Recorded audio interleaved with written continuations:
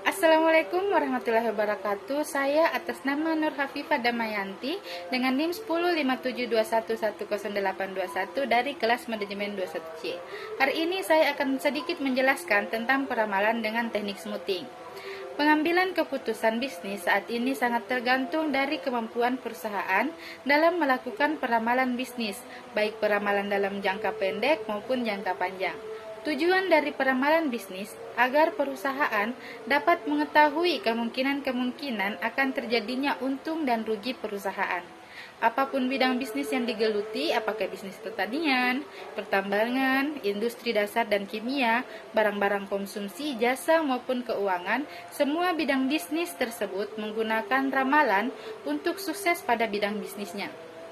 Pada bab ini, fokus utamanya adalah menggunakan teknik jangka pendek yang dapat diterapkan pada peramalan dengan waktu peramalan mingguan, bulanan, dan triwulanan. Ada 3 jenis peramalan jangka pendek yang akan dibahas dalam bab ini, yaitu NIF, average, dan smoothing. Masing-masing model ini memiliki kelebihan dan kekurangan.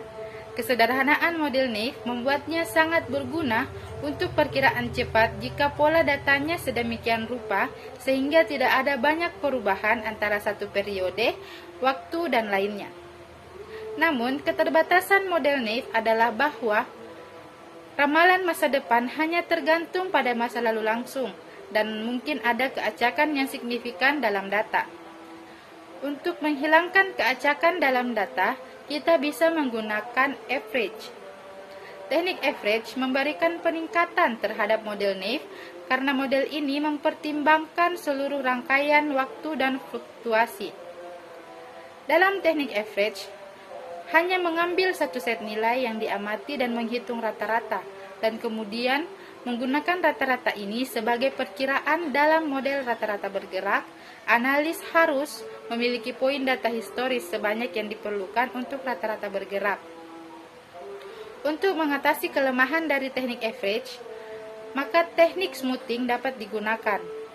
Teknik ini menggunakan pendekatan dengan pembobotan. Penjelasan singkat tentang teknik NIF. Teknik NIF adalah model peramalan yang paling hemat biaya dan memberikan tolak ukur dapat dibandingkan dengan model yang lebih canggih. Metode peramalan ini hanya cocok untuk data deret waktu. Yang kedua itu teknik average.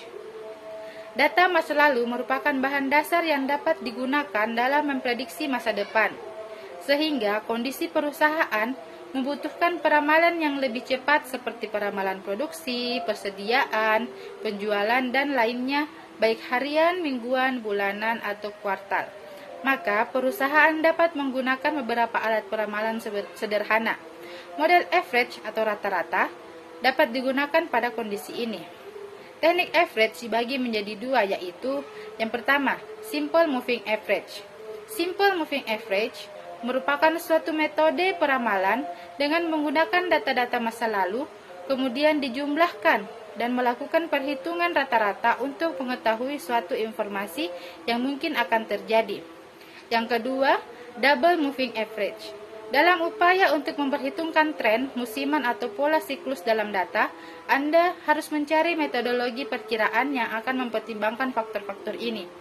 Metode rata-rata bergerak ganda atau double moving average digunakan ketika data deret waktu memiliki tren linear.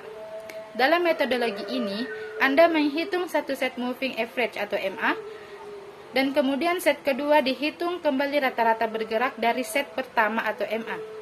Artinya, rata-rata bergerak kedua merupakan hasil dari rata-rata bergerak sebelumnya, dan seterusnya. Yang ketiga adalah teknik exponential smoothing. Sebagai teknik peramalan, metode exponential smoothing bergantung pada asumsi bahwa data itu diam dengan rata-rata yang bervariasi. Jadi, dapat diartikan bahwa rata-rata tidak diperbaiki sepanjang waktu, melainkan berubah atau berevaluasi sepanjang waktu. Daya tarik dari teknik penghalusan dibandingkan dengan single average atau double average adalah bahwa bobot terbanyak diberikan untuk pengamatan terbaru. Level saat ini dari suatu seri pada waktu T diperkirakan sebagai rata-rata tertimbang dari pengamatan Y. Ada beberapa metode yang dapat digunakan dalam exponential smoothing, yaitu single exponential smoothing, double exponential smoothing, Holt's method of exponential smoothing, triple exponential smoothing, dan Winters-Wessonel exponential smoothing. Sekian dari penjelasan dari saya.